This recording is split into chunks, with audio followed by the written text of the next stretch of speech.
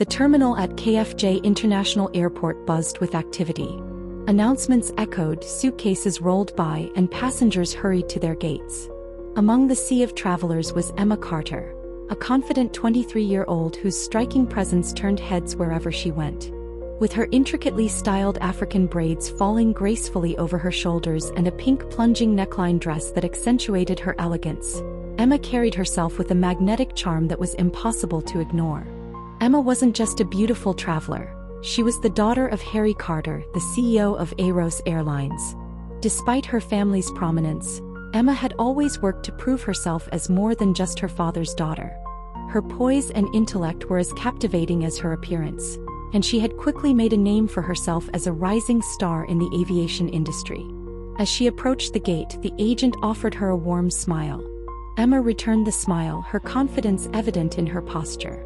Holding her first-class ticket, she prepared for her solo trip to Washington, D.C., where she would join her father for a pivotal business event. Her dress flowed elegantly as she walked, turning a mundane terminal into her runway. Stepping onto the jet bridge, Emma felt a mix of anticipation and focus.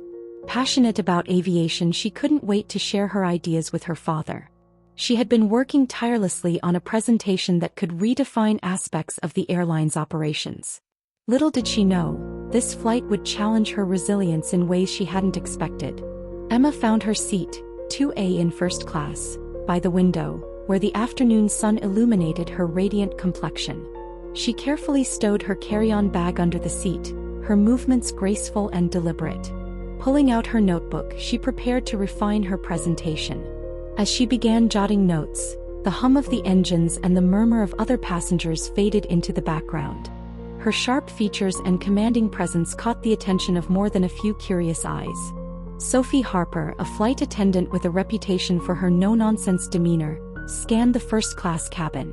Her gaze landed on Emma, and a flicker of skepticism crossed her face.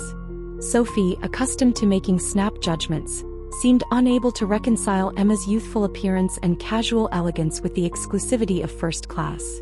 "Excuse me," Sophie said, her tone sharper than necessary as she stopped in front of Emma.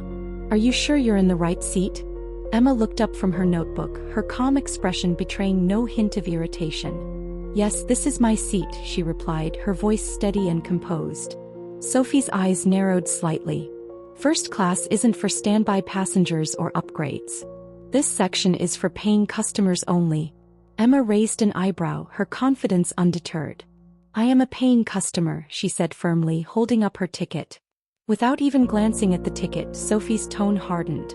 "I'm going to need you to move to the back." Passengers nearby began to exchange uneasy glances, the tension in the air palpable. Emma remained poised, her demeanor unwavering.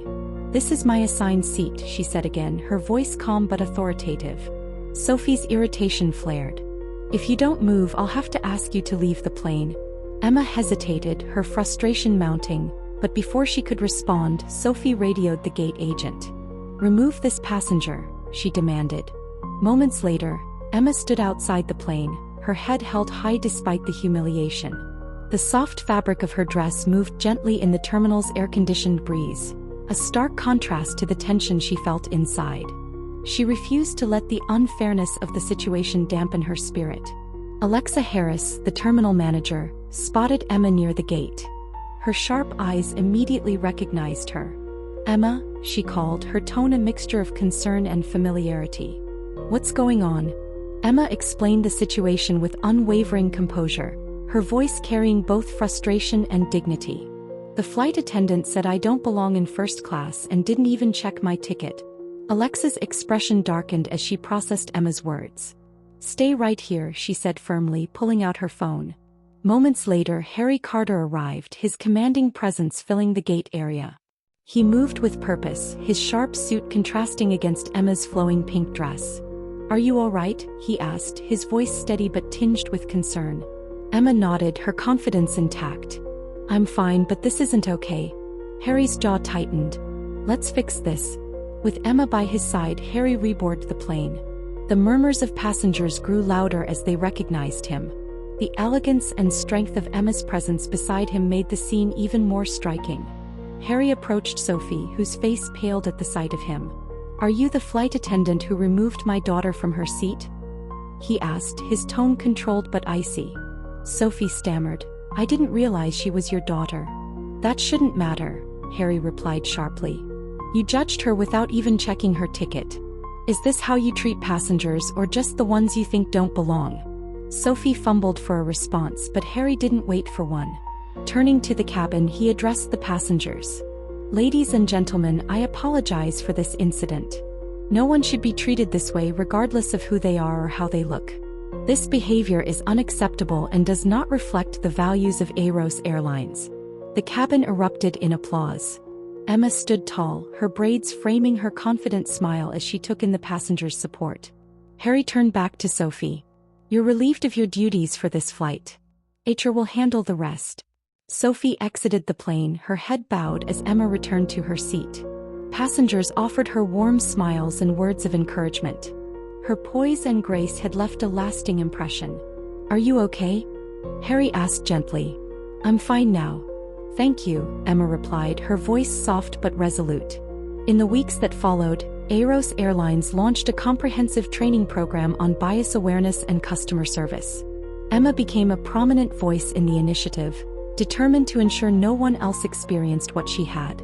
Her beauty, intelligence, and strength of character became a symbol of change for the airline and its passengers alike. What began as an unjust moment of humiliation became a powerful call for progress, with Emma leading the charge for a more inclusive and respectful future.